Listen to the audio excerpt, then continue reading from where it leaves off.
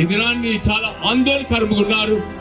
అందరు హృదయంలో కూడా దేవుడు సమాధానమును పెద్దలందరిని బట్టి, ప్రతి ఆర్గనైజేషన్ బట్టి నేను ప్రభుని స్తుతిస్తున్నాను. ఇటు ఐక్యత మనం ఎదుర్కోవడానికి ఐక్యతగా మనం ముందుకు సాగాలని మరి ముఖ్యంగా ప్రార్థన చేద్దాం. ప్రార్థనకు అసాధ్యమైనది లేదు. స్తుతిస్తున్నాను. దేవుడి మాటలు దీవించును గాక. ఆమేన్. మన మధ్యలో మరో అద్భుతాన్ని దాచి ఉన్నాడు. మీరు చూస్తుంటే నిన్న రాజమండ్రిలో ఇవాళ ఎప్పుడు కూడా కని విని ఎరుగని రీతిలో టీవీ స్పీకర్స్ అవ్వచ్చు, పాస్టర్స్ అవ్వచ్చు, లీడర్స్ అవ్వచ్చు, ప్రతి ఒక్కరూ రాజమండ్రిలో చేరుకొని క్రైస్తవ సమాజాన్ని పక్షాన వారి స్వరం వినిపించారు. ఒక యునైటెడ్ ఫేస్ చూపించారు.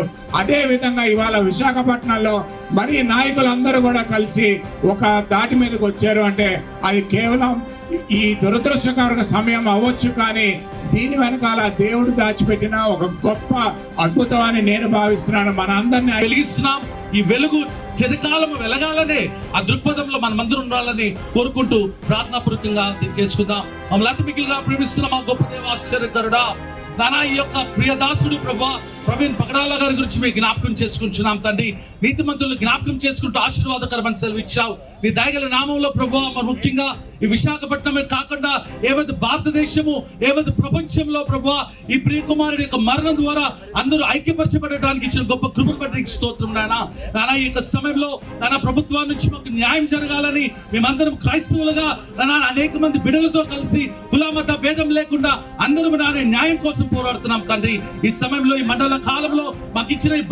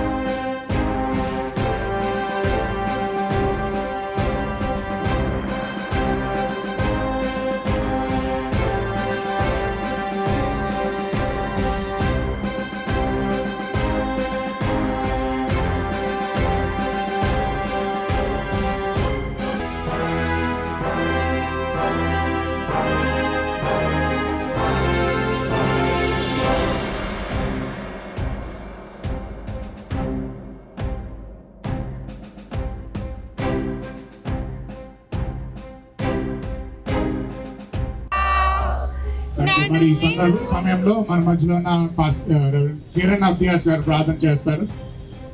నెక్స్ట్ లెవెల్ ఆఫ్ అనాయింటింగ్ తో నింపుతున్నావు తండ్రి. నెక్స్ట్ లెవెల్ ఆఫ్ జీవంతో నింపుతున్నావు తండ్రి. నూతన కార్యాలు మా జీవిత రీతి మొదలుకో. ఏదో రీజన్ బట్టి కాదయా, నీ వెలుగు పట్టిన నీకు స్తోత్రాలు చెల్లిస్తూ యేసుక్రీస్తు నామములో అడిగి మేము పొందుకుంటున్నాము తండ్రి. అలా అయితే మన బ్యానర్స్ పక్కన పెడదాం. మన మధ్యలో పెద్దలు విల్సన్ బాబాయ్ గారు ఉన్నారు. వారు మన ప్రార్థనలో నడిపిస్తే మనం అందరం కలిసి మోకరించి దేవుని అట్లా మన విజ్ఞాపన చేసుకుందాం. రెవరెండ్ విల్సన్ బాబు ప్రార్థన చేసుకుందాం.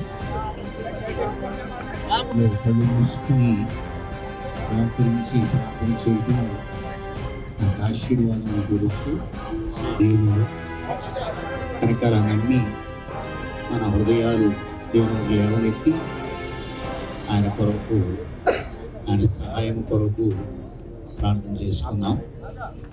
నా ప్రభువా, మాకు సహాయము నీ దగ్గర నుండి వస్తుందని నమ్మి ఈ విశ్వాస యాత్రలో ఇవాళ మేము పట్టుకున్నటువంటి ఈ యొక్క చిన్న కార్యక్రమం పోవాలని ప్రభువా, మరి ముఖ్యంగా ఇవాళ మాకు విశాఖపట్నం క్రైస్తవులలో ఐక్యమత్యాన్ని ఇస్తూ ఈ రాత్రిలో ప్రభువా మా మధ్యలో గొప్ప కార్యాన్ని, మరి ముఖ్యంగా ప్రభు మా యొక్క రాష్ట్రంలో గొప్ప కార్యాన్ని, అలాగే మా దేశంలో గొప్ప కార్యాన్ని నిన్న రాజమండ్రి ప్రాంతంలో ప్రవీణ్ పగడాల గారిని అనుమానాస్పద పరిస్థితుల్లో మరి మృతి చెందిన అని గమనించి పోలీసులు అది రోడ్ యాక్సిడెంట్ అని చెప్పి వారు దాన్ని పరిగణించడానికి చేసిన ప్రయత్నంలో క్రైస్తవ సమాజం అంతా ఏకమయ్యి ప్రవీణ్ పగడాల గారికి ఇప్పటికే అనేక ప్రాణహాని ఉంది అని చెప్పి ఆన్లైన్లో కూడా ఆయనకి చాలా థ్రెట్స్, ఫోన్ కాల్స్ ద్వారా థ్రెట్స్ రావడం అన్నది మేము చూసాం. కాబట్టి క్రైస్తవ సమాజం రెండు రాష్ట్రాలు, ఆంధ్ర రాష్ట్రము, తెలంగాణ రాష్ట్రం నుంచి పెద్దలందరూ వచ్చి అది నిష్పక్షపాతంగా ఈ ఎంక్వైరీ జరగాలి, ఇది కేవలం రోడ్ యాక్సిడెంట్ కింద పరిగణించి అది కేసు క్లోజ్ చేయకూడదని చెప్పి పోస్ట్ మార్టం కోసం మేము మరి డిమాండ్ చేసి, అలాగే video recording of post mortem కూడా డిమాండ్ చేయడం జరిగింది. మరి దానికి ప్రభుత్వం స్పందించి గౌరవనీయులు ముఖ్యమంత్రి గారు మరి ఇది విచారణ చేపడతామని చెప్పి హామీ ఇవ్వడం జరిగింది. మేము దాన్ని బట్టి మరి ముఖ్యమంత్రి గారికి ధన్యవాదాలు తెలియజేసుకున్నాం. కానీ ప్రాముఖ్యంగా ఏంటంటే మాకు ఇది పోలీస్ ఎంక్వైరీ కాదు, మాకు సిఐడి ఎంక్వైరీ చేయాలి అని మేము డిమాండ్ చేస్తున్నాం. ఎందుకంటే ఆయన్ని 2 సార్లు ఆయన పైన దాడి జరిగింది అన్నది మా అభిప్రాయం. కొవ్వూరు టోల్ గేట్ ముందే ఆయన మీద ఒకసారి దాడి జరిగి ఆయన బండికి మరి జరిగిన డ్యామేజ్ మనం వీడియోస్లో చూడగలుగుతున్నాం. అదే రీతిగా ఆ కొవ్వూరు టోల్ గేట్ నుంచి వచ్చిన తర్వాత రాజమండ్రి సమీపంలో మరి ఆయన మృతదేహం లభించడం బట్టి చాలా అనుమానాలు ఉన్నాయి. చాలామంది ఆయనకి మరి డెత్ థ్రెట్స్ ఎవరైతే ఇచ్చారో దాన్ని పరిగణించుకొని సిఐడి ఎంక్వైరీ తప్పనిసరిగా మరి ప్రభుత్వం తీసుకోవాలి అని మేము కోరడం జరుగుతుంది. నా పేరు జేమ్స్ వికే కుంపట్ల. నిన్నటి దినాన్ని మేము అక్కడికి వెళ్ళడం జరిగింది, ఆ క్రైమ్ జరిగిన ప్రాంతానికి. అక్కడ పోలీసులు చెప్తున్న విధానం ఒకటి ఉంది, అక్కడ పోలీస్ టీంను కూడా పెట్టించారు, వాళ్ళు మిస్గైడ్ చేస్తున్నారు. అక్కడ ఒక పెద్ద కర్ర ఉంది, కర్రకి రక్తం అంటుకొని కూడా ఉంది. అవేమీ దాన్ని కలెక్ట్ చేయట్లేదు పోలీసులు, దాన్ని దృష్టి పెట్టట్లేదు. కేవలం ఏం చెప్తున్నారంటే ఆయన స్లిప్ అయిపోయి పడిపోయాడని చెప్తున్నారు. విజువల్స్లో డిఫరెంట్గా ఉంది. అంతేకాకుండా ఆయన ఛాతీ మీద బూటు కాలు ముద్ర కూడా ఉన్నది. ఇట్లాంటి చాలా సంఘటనల వలన ఇటువంటి చాలా ఇంకా అనేక రుజువులు ఉన్నాయి. ముఖ్యంగా కుటుంబం భయపడిపోతుంది, కుటుంబం చాలా వణికిపోయి పోస్ట్ మార్టం కూడా వద్దు, మేము ఏ కంప్లైంట్ కూడా చేయమంటున్నారు. ఎందుకంటే చాలామంది ప్రభుత్వం తరపున అంటున్నారు, పార్టీ తరపున అంటున్నారు, మతోన్మాదులు అంటున్నారు. కుటుంబానికి భయం పెంచిన బట్టి భార్య కూడా అసలు భర్తని చూడడానికి రాజమండ్రి రాలేని పరిస్థితి ఉంది. కనుక ప్రభుత్వం చట్ట పరిధిలో క్రైస్తవ మైనారిటీకి న్యాయం చేయాలని కోరుతూ ఈ మాటలు మేము ముగిస్తున్నామండి.